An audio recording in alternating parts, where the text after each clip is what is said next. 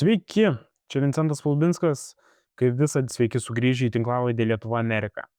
Šiandien 2 dalių epizodas, pirmoje dalyje su žygiu susėdam Briuselyje. Jis ką tik grįžo iš TPP viršūnių susitikimo ir pasinaudojam progą aptarti, kas iš tikrųjų vyksta. Pirmiausia, Kubiliaus baltasis lapas. Tai siūlymas Europai nebesitaikstyti su autoritarizmu ir perrašyti savo strategiją, remiantis laisvę kaip pagrindu, o ne išimtimi. Tada Vokietijos sprendimas leisti savo daugiau skolintis gynybai. Ženklas, kad net ten suprantama, kad ramybės laikai jau baigėsi. Ir dar apie vaistų švyturį, kurį iki šiol nešė Amerika. Šiandien estafetę perima Europą. Klausimas, ar jinai pasiruošus. Antroje dalyje pokalbis su Laurynu Kasčiūnu, naujai patvirtintų TSLKD pirmininku. Kalbam apie visuotinę gynybą, apie santykius su JAV ir apie tai, ką reiškia būti atsakingu už kryptį, kai pasaulis balansuoja ant ribos. Tad likit su mumis, kaip visada, be pagražinimų ir apie tai, kas svarbiausia. Gero klausimo.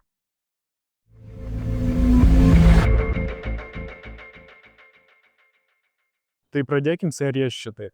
Mes dabar tikriausiai nesigirdi, kadangi ir vaizdo nėra, nieks nemato, bet mes dabar sėdime toje garsioje aikštėje priešais Europos parlamento pagrindinės paradinės duris, kur aplink mūsų supa užrašai, kur sako Democracy in Action, demokratija veiksme. Visai simboliška, ypač turint omeny, kad mes jau geras 2 savaitės neaptarėme ir nedarėme savo apžvalgos. Tai pradėkime nuo jūsų žygio, kokie įspūdžiai per šias 2 savaitės? Iš tikrųjų, čia sėdint nusikeliu labai toli į praeitį. Aš į šitos rūmus Europos parlamento pirmą kartą patekau dar to legendinio pirmojo atstovo Adolfo Venskaus dėka, krikščionių demokrato, kuris aktyviai prisidėjo, įsivaizduok, dar prieš 42 metus, 83 metais, čia visas Europos parlamentas priėmė tą garsią rezoliuciją dėl Baltijos šalių išlaisvinimo. Nuo to prasidėjo mūsų kelias į Europą, tiek krikdemai kartu ir tavo šeima prisidėjo tiesiogiai. Kas yra įdomu, tiek Adolfas Venskus, tiek tavo senelis buvo Lietuvos išlaisvinimo komitete, tiek Venskus Europos biurui vadovavo. Tas pats institutas vėliau sudėjo pinigus į Tarptautinių santykių ir politikos institutą, kurio aš buvau pirmoji laida, ir mes, taip sakant, per visus tuos dešimtmečius, prieš 21 metus jau beveik įstojom į Europos Sąjungą. Tie patys žmonės, kurie stojo, perėmė estafetę iš tavo ir senelio ir Venskaus, dabar dirba Andriaus Kubiliaus kabinete, pavyzdžiui, Ramūnas Stanionis, kuris lygiai taip pat koordinavo derybas. Ir vakar šituose rūmuose aš prie visų tų krikščionių demokratų pasakiau, kad kaip lietuvis jaučiuosi simboliškai, tai yra premjeras, kuris atvėrė mums duris į Europos Sąjungą ir konsolidavo tą Lietuvos laisvę, o dabar bando konsoliduoti visos Europos Sąjungos laisvę, apginti ją, paketas pateiktas, ilgas kelias jį tvirtinti, bet šiaip, žinant, aišku, kad viskas Briusely ne taip lengvai, bet kai palygini tą nueitą kelią, tai mes pasiekėm labai daug. Tai visos kritikos Europai, pasižiūrėkite, kur mes buvom prieš tos 42 metus ir kur mes esam dabar.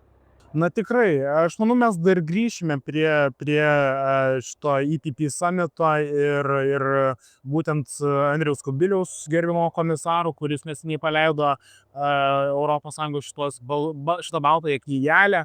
Bet pirma, kalbant apie visą šitą laisvę, apie mūsų kelionę, judant link Europos, link laisvės, link vakarų, vis dėlto iškyla tokia mintis apie įvykį, kuris įvyko per pastarąsias 2 savaitės, o kas tai, bet kai amerikonai nusprendė jau nebefinansuoti Laisvės radiją, Radio Liberty.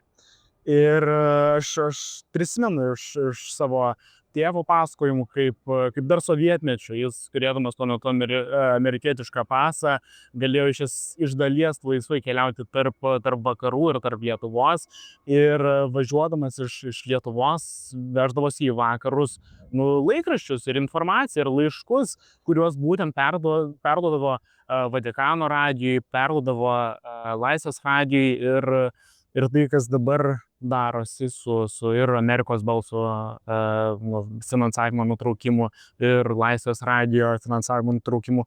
Manau, tai yra, kaip angliškai būtų pasakoma, end of an era. Laisvės eros tokia pabaiga. Ta era, kuri mums priminė mūsų pačių kovas už laisvę ir norą siekti tos tikrosios demokratijos ir suartėti su vakarais. Kartu ir taip ir ne. Galbūt tai yra tam tikra estafetė, kurią mes perimam iš Amerikos. Tu esi teisus. Pavyzdžiui, ta pati Katalikų kronika, jingi buvo vienas iš pirmųjų National Endowment of Democracy finansuojamų projektų. Tai yra tų fondų, kurie šiuo metu yra prižiūrimi, uždaromi, karpomi. Tačiau tada klausimas mums čia europiečiams. Sėdim prieš pastatą, kuriame tvirtinami biudžetai pakankamai milžiniški. Kodėl mes negalime perimti šių instrumentų finansavimo? Pavyzdžiui, kas tiesą pasakius de facto vyksta toj pačioj Moldovai. Moldovai netrukus įvyks rinkimai. Taip. Ir ten labai daug amerikiečiai padėjo kovoti su rusų dezinformacija. Ir šiuo metu lietuviai, prancūzai, rumūnai, įvairūs kiti europiečiai susideda pinigus ir padeda Majo Sando komandai kovoti prieš tai, kas, pavyzdžiui, jau vyko Sakartvele, kur net lietuvių piliečius jau pradeda deportuoti iš tų šalių. Tai žiūrėkit, per tuos dešimtmečius mes tapom ES nariais. Mes formuojam sprendimus. Tai, ką Andrius daro, vakar, tikrai, ovacijų susilaukė jo tas planas daugiausiai. Padarykime viską, kad tuo planu būtų galima pasinaudoti. Mes Šiaurės Baltijos valstybės, dar dieną prieš dalyvau čia tokiam Šiaurės Baltijos valstybių vadovų krikščionių demokratų susitikime, kurį Suomis Orpo premjeras organizavo, tai mes to planu tikrai pasinaudosim. Kaip Suomis pasakė, žinot, ką mes jau tikrai žinom, kad rusų agresija visada buvo ir bus. Bet ar juo pasinaudos kitos Europos šalis? Kas mane žavi, ir čia gali būti raktas į sėkmę, mūsų ryšys su Vokietija. Faktiškai šiandien, jeigu gerai suprantu, aukščiausi rūmai, Bundesratas, turėtų pritarti tam skolinimo limito nuėmimui ir su tuo Vokietija gali pasidaryti 3,5%. Tai mes kalbam, Lietuvoje mes kalbam apie kelias dešimtis milijardų, 12, 15, 20, Vokietijoje yra 500 milijardų, kurie bus įmetami. Ir jeigu mes gerai pasinaudosim tais europiniais instrumentais, tai jeigu mes gerai užsuksim europinę mašiną, tada galėsim susitikti su amerikiečiais po gerų 3-4 metų ir pasižiūrėti, ar jie iš tikrųjų nepadarė strateginės klaidos, apleisdami šiuo metu Europą. Nes jeigu užkurt šitą galingą traukinį gerai, tai tiesą pasakius, tas didžiulis Amerikos buvimas ilgainiui gali tapti labai žavus prisiminimas. Aišku, mes jį saugosim visais būdais, bet jeigu Europą užkurt, ir vakar dar dėl vieno dalyko sutarėm su Andrium, kadangi mes su juo sukūrėm tą United for Ukraine tinklą, jis dar sako, žygi reikia sukurti United for Rearm Europe tinklą, kad mes įkalbintume nacionalinius parlamentus prirem prie sienos vyriausybės, kad jos pasinaudotų tais instrumentais. Nes, pavyzdžiui, komisija, tiesą pasakius, nelabai suprato Palucko reakcijos į visus šitos instrumentus, nes aš nematau tvarių sprendimų gynybai, kaip jisai sukels tos pinigus Lietuvoje, bet jis ir šaiposi, kiek aš suprantu, iš šito Rearm plano. Jisai sako, gal čia nebūtinai mes jau pasinaudosim, o komisija nori turėti planą, tai kaip Lietuva tos instrumentus panaudos. Šiandien net Europos investicijų bankas padaro istorinį sprendimą, kad bankas galės įmesti pinigus į gynybą. Anksčiau Europą matai tokių dalykų nefinansavo. Emilėjai, pradėkim naudoti. Gaminkime, pavyzdžiui, sprogmenis patys. Mes dabar atrodo Ispanijoje juos gaminam. Kodėl? Kodėl mes jų daryti? Tiesa, aš manau, kad mes jau judam gerą linkmę iš tiesų, kalbant apie vietinę gynybos pramonę. Aišku, jinai dar nėra pilnai išsivysčius, bet mes jau judam tam tikrą gerą linkmę. Ir aišku, šitas Kubiliaus planas labai geras. Aišku, man be galo apmaudu dėl Palucko, bet, ką padarysim, mes gyvenam taip, kaip gyvenam, bet ir turim savaime, ir būdami opozicijoje, ir apskritai tiesiog kaip piliečiai stengtis įkalbėti mūsų valdančiuosius, ar apskritai mūsų valstybę, tikėti, kad mes galime, ne tik kaip Lietuva, bet kaip visas regionas ir kaip visas kontinentas. Mes sugebame ir mes turime potencialą būti tikrai pasaulio supergalia, ypač kalbant apie gynybos prizmę. Bet grįžtant prie tų pačių vokiečių, aš turiu pasakyti, kad labai džiaugiuosi ir turiu pripažinti, kad vienu momentu net netikėjau, kad pavyks, nes kas įvyko, kaip jūs puikiai žinot, kad prieš, kaip sakant, prisiekiant naujajam parlamentui, kuriame, aišku, jei nebūtų turėję tų 2/3, būtų galėję blokuoti kraštutiniai dešinieji ir kairieji. Dabartinėme parlamente, tai yra prieš rinkiminiam, sugebėjo susitarti visos šalys dėl tų esminių konstitucijos pakeitimų, dėl būtent šito skolinimuose, kas yra be galo šaunu, nes aš manau, galima užtikrintai sakyti, kad jeigu mes neturėtume Vokietijos šitame plane, visas planas, manau, būtų žlugęs. Ir, manau, dabar gal net ir su Mercu ir Vokietijos lyderystė mums pavyks įkalbinti pietiečius, kas man visada buvo didžiausia problema, žiūrint apskritai į šitą kontinentinį kontekstą, kad ispanai ir italai milžiniškos ekonominės valstybės, bet nieko nedaro ir nesupranta mūsų problemų. Aišku, kaip Gerbiamas Kasčiūnas yra pasakęs, manau, jūs pats esate pasakęs, jie turi savų problemų, ar tai migracija, ar panašiai, bet vis dėlto, manau, dabar su Vokietijos lyderystė bus įmanoma jos prikalbėti dėl mūsų problemų ir dėl Ukrainos. Iš esmės taip, ir tuo vokiečiai žavūs, jie mėgsta mažiau kalbėti, daugiau daryti. Ir realiai, juk jie dažnai pasako, žiūrėkit, bet mums amerikiečiai patys neleido sparnų iškelti žudybai ir ginkluojantis. Aišku, mes esame tam tikri karo ir genijai, ir inžinieriai, mes žinom, kaip kovot. Tik tai, aišku, jie labai bijo to žodžio lyderystė, jie dabar pasako, mes esam team lyderiai, mes esam komandos lyderiai.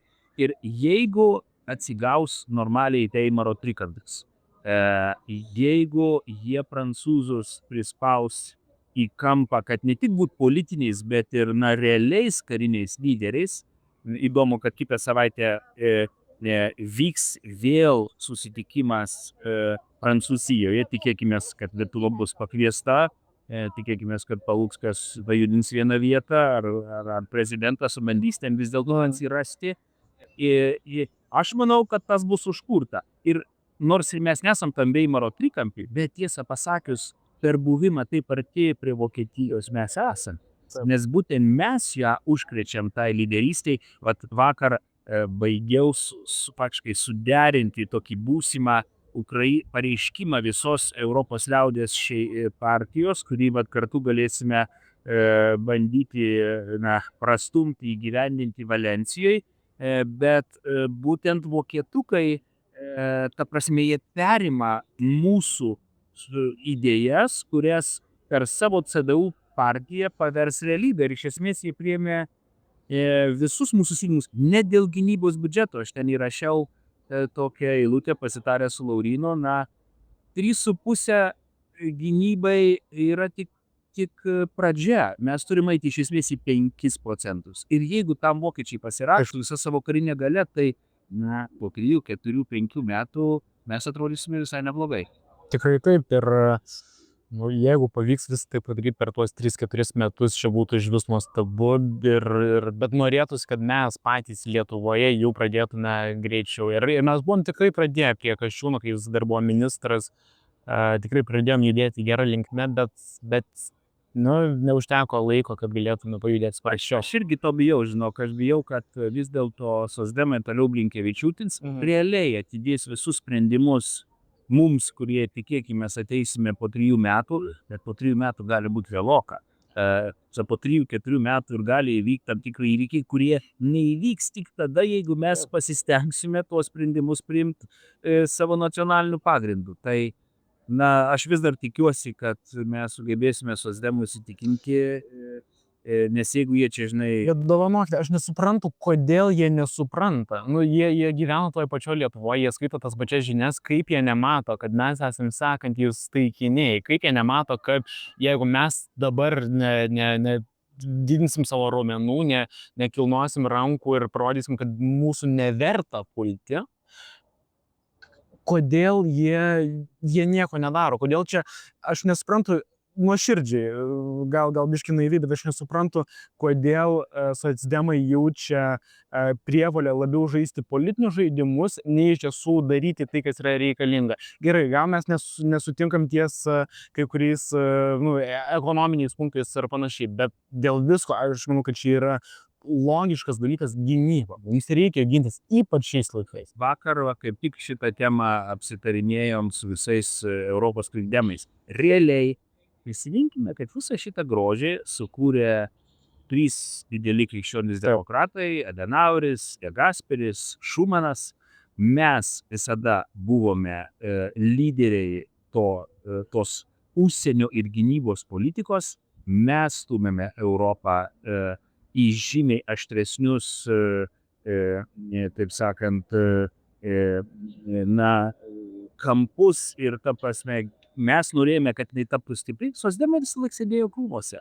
Ir, gerai, simboliškai, paimkime tą patį Blinkevičiūtės fenomeną. Socdemai apgavo tautą su Blinkevičiūtė, bet žinot, aš klausiu visų Europos parlamentarų, o Blinkevičiūtė Briuselį gal yra? Jos nėra ir Briuselį. Obuolius augina. Socdemų niekur nėra, jie tiesiog kadangi jie buvo faktiškai, jie susijungė su senais komunistais, kurie iš esmės yra nomenklatūros partija. Jie tiesiog nori sėdėti valdžioj, nusispjaut kokią kainą, tai jie tą biudžetą dalina, dabar netgi karpo, bando visokias naujas skylės tame sūryje padaryti, kad tik tai patenkintų rinkėjus, bet jiems neįdomu ateitis, jiems neįdomu strategija. Tai nežinau, daug dievė Lietuva atsikošės nuo visų šitų socdemų ir kitų kremlinių jų, taip sakant, dalių, kurias prezidentas jau atvirai dalina 5-ąją koloną. Taip ir yra. Ir tikiuosi, mes dar spėsime pasirinkti politinės jėgas, kurios tą Lietuvą sugebės iš tikrųjų apginti ne žodžiais, o darbais. Tai kaip bandė padaryti mūsų vyriausybė gerus 4 metus. Ir per 4 metus nemažai padarėm, bet daug liko padaryti. Tai gerai, aš manau, šiam kartui daugiau neturiu ką pridėti, labai gerai pasakėt ir iki sekančio. Ačiū labai. Vincentai, ačiū už tai, kad kuri ateitį kartu su mumis, beje, prisiminiau vėlgi tavo tėvelį, kuris buvo Europos jaunųjų krikdemų vicepirmininkas. Ir čia jie buvo labai aktyvūs ir sakė, jau, taip sakant, tie visi jaunieji krikdemai šiais laikais tapę premjerais ir prezidentais ir užsienio reikalų ministrais, ir toliau kuriam tą Europą. Tikrai taip. Už ją. Ačiū Jums.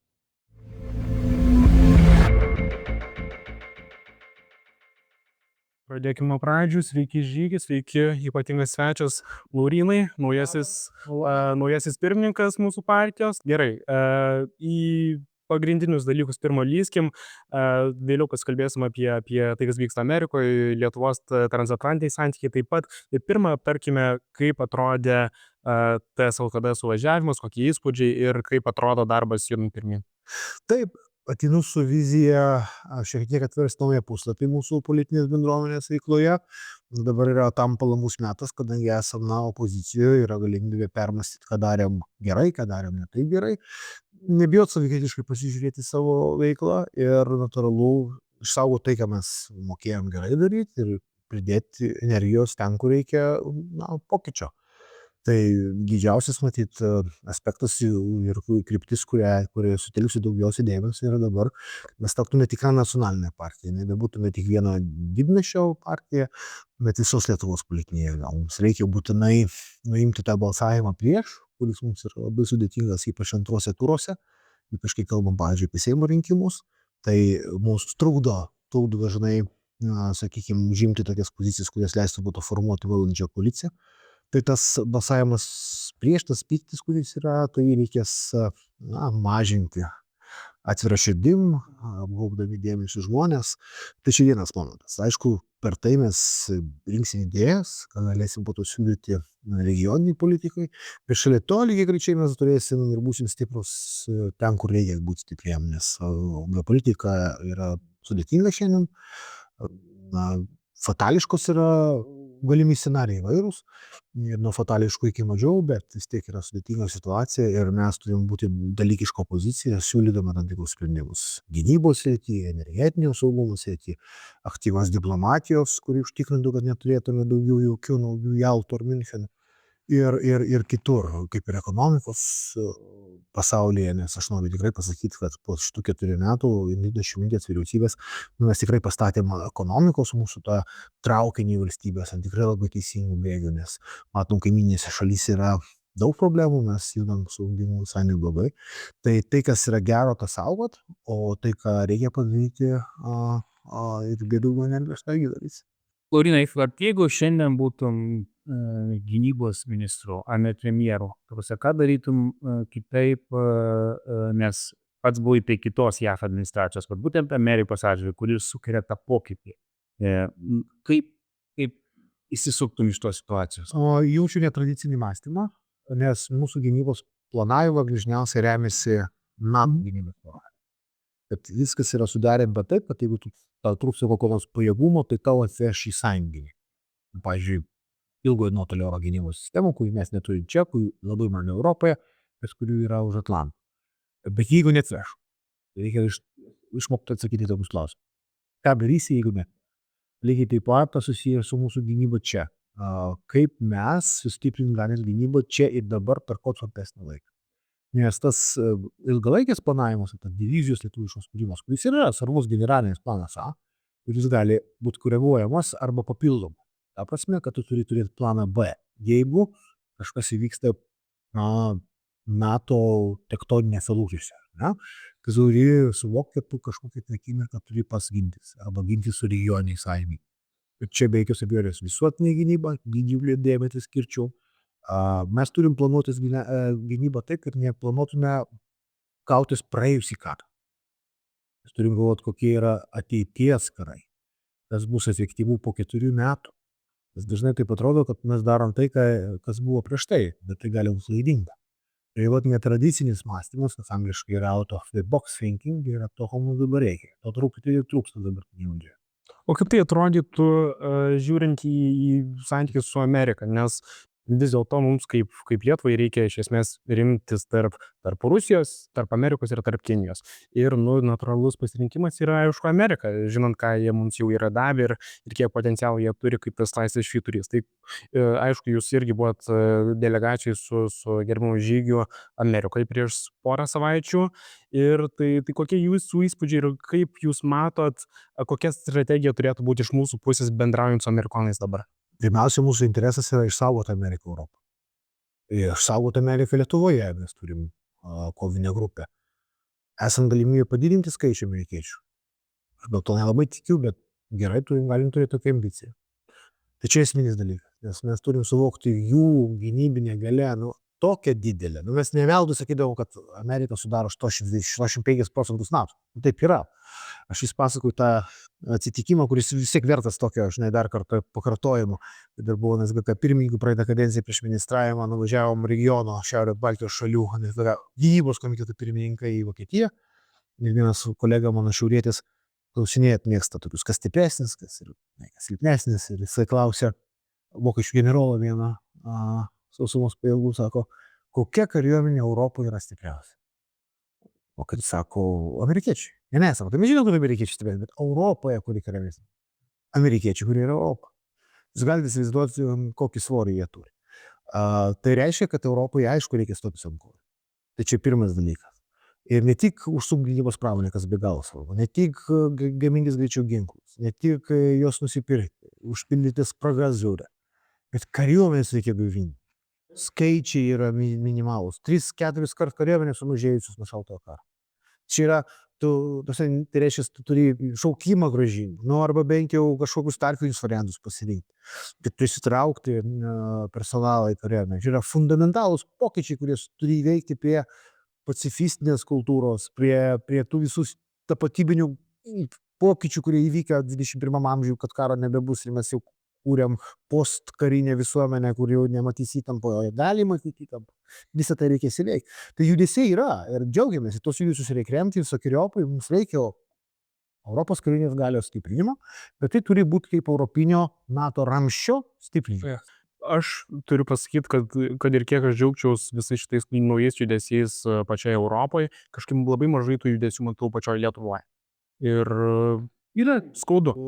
Yra judesių, negali sakyti, kad jų nėra. Aišku, mes laikų neperėmė esam savo mąstymo į pasiruošimo gynybai mąstymą, vis tiek jis galvoja, kad yra kariuomenė, jinai turi ruoštis, krašto saugos sistema, jinai kažką planuoja, o kaip sveikatos apsaugos sistema pasiruoš, kaip kultūros sistema turi ruoštis, kaip socialinė sistema turi ruoštis, kaip visuomenė turės įsitraukti. Aš esu visuotinės gynybos šalininkas. Tai koms mes pradėjom, iš komendantūros pradėjom šaulius integruoti į gynybos pajėgas, ko nebuvo daryta iki tol. Ir natūralu, kad čia tas veiklos baras, ta kryptis, kurią mes turime įdėti. Ir didžiulę energiją dėti. Aktyvus pilietis kiekvienas, kuris turi įgūdį, reikia jam leisti atnaujinti ir traukti tam tikrą gynybos planavimą. Tai o tą mes turime minimaliai padaryti. Ir be abejo, kaip ir minėjau, planuoti ginti valstybę moderniai, išmaniai, numatant gynybos ir karybos tendenciją, o ne ruoštis pavyzdžiam karo. Laurinai, paskutinis klausimas, aš atsimenu, kai pats taip kalbėjai Vašingtone, juk tai nėra tik ir tas materijos, fizikos parengimas, bet tai yra ir idėjos. Tu turi eiti pas amerikiečius ir sakyti, nežinau, tu gali papasakoti, kaip tu įsivaizduoji tą buvimas rytiniam flange. Jeigu mes einame į Ukrainą, tu turi eiti į naują administraciją, sakyti, aš turiu naujų idėjų. Suomiai kažką ten daro su laivais amerikiečių, ir dar kažkokios laisvų šiaurių koncepcijos. Negali eiti tuščiomis, tu turi būti apsiginklavęs idėjų. Tai jeigu kalbant tokį daugiau per didesnį Europos įsitraukimą, tai norint, kad europiečiai atsidurtų prie stalo, prie kurio amerikiečiai jų bent jau išklausytų ir tada galbūt galima būtų pradėti kažkaip kalbėtis, tai reikia padaryti labai paprastą dalyką. Jautriausias klausimas šiandien yra, jeigu ten pavyksta dėl taikos susitart, mes čia darom didžiulį prielaidą jeigu. Ir kad taika būtų tvari, teisinga ir panašiai, bet jeigu Europa turi aiškiai ateiti ir pasakyti, gerai, yra problema su saugumo garantijom ukrainiečių. Mes pasirengę dislokuoti taikdarišką atgrasomąjį stabilizacinį kontingentą. 20-30 tūkstančių karių. Ir ateitų amerikiečiams sakyti, kad mes tą esam pasiruošę. Žinau, kad jūs karių nesiūsit, bet mums čia trūksta įgalintojų, mums trūksta oro gynybos, mums trūksta elektroninės kovos, mums trūksta tolimos smūgio galimybių. Padėkit, karių nesiūskit, bet duokit šitą. Ne? Tai jau visai kalbė. Tada jau tave klauso, nes tu jau turi ką pasilikti. Tada su mintim, kad norint, kad tie 20-30 tūkstančių būtų realiai efektyvus, turi turėti backstopą, tą užnugarį. Na gerai, jeigu amerikiečiai nesiunčia karių į Ukrainą, tada jie gali išdėlioti savo pajėgas Lenkijoje, Baltijos šalyse, Rumunijoje ir sukurti tam tikrą užnugarį. Ir tu dėlioji tą viziją ir dedi ant stalo. Tada gali kalbėtis ir svorį savo augintis prie stalo. Tada jau niekas negalės Europos ignoruoti kaip tokias. Tai aš tikiu, kad ta vizija yra. Tai matysim, ar jinai judės, bet čia dabar su Britų ir prancūzų lyderystė, gal Mercą įsijungus, mes suvėsim gal čia naują puslapį. Nacionaliniu mastu, be abejo, mes, pavyzdžiui, norėtume, kad nes amerikiečiai peržiūrinė savo buvimą Europoje. Tai mes tikimės, kad peržiūrinėdami jie galbūt kažko judins, bet nejudins rytų flangę. Ir galbūt judindami kitur, jie gali kažkur į rytų flangą galbūt nestal daugiau, ypač jeigu sujungtume su to backstop idėja. Bet norint, kad tai atsirastų, Lietuva, pavyzdžiui, turi pasiūlyti jiems sąlygas. Tu negali dabar mes gali papieskti. Kur? Kur jie treniruosis? Turi pasiūlyti poligono. Turi pasiūlyti parengties sąlygas. Yra naratyvai Amerikoje ir kitur, kad pajėgos, kai išvažiuoja į užsienį, dažniausiai praranda kovinį parengtumą. Reikia įveikti tą naratyvą, sakydami, kad jie čia yra ruošiasi. Jų parengties capability yra didesnis negu galbūt namuose mūsų, ar ne? Patirties įgyjimo prasme ir panašiai. Turi paketą pasiūlyti. Tai čia vat reikia judėti kryptį. O ką jau kalbėti apie tokius, vat, ką Suomiai švedai daro, vat, su laivų statybomis, Arkčiai. Reiškia, amerikiečiai negali pasistatyti kai kurių tipų laivų, bet Suomiai švedai sako, mes jums padarysim. Jie jau iš karto fiksuojasi, jau yra kaip, žinai, sąlyčio taškas. Tai čia mūsų krašto apsaugos sistema kol kas neoperuoja iš tom kategorijom. Išvis, galiu pasakyti, kol kas mūsų ministrai daugiau tokie yra stebėtojai situacijos, komentuotojai, kartais labai gerų tokių minčių turi, viso kita kaip apžvalgininkai, bet mums reikia ne apžvalgininkų, mums reikia ministrų.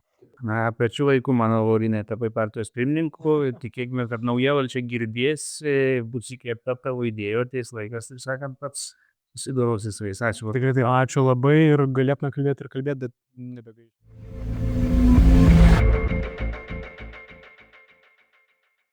Tai tiek šį kartą.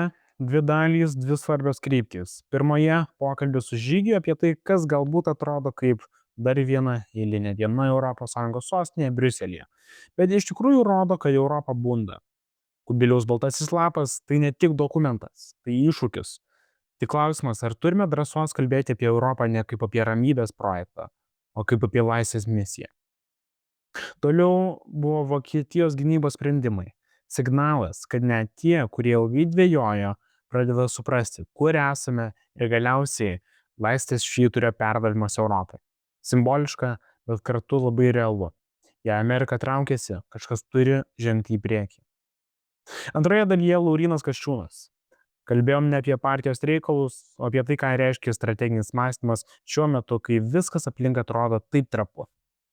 Apie visuotinę gynybą, ne kaip šūkį, o kaip pareigą. Ir apie tai, kad santykiai su JAV negali būti paremti vien lūkesčiu, kad mus kažkas visada išgelbės. Kartais atrodo, kad pasaulis slenka link visuotinio cinizmo. Bet tokie pokalbiai primena, kad vis dar yra žmonių, kurie galvoja strategiškai ir tyliai dirba ir nepasiduoda inercijai. Jei šitą laidą jums davė minčių, pasidalinkit, parašykit komentarą ar pasiūlykit ją draugui. Tai nėra pramoginis turinys, tai bandymas ieškoti krypties kartu. Tada ačiū, kad klausotės ir iki kito karto.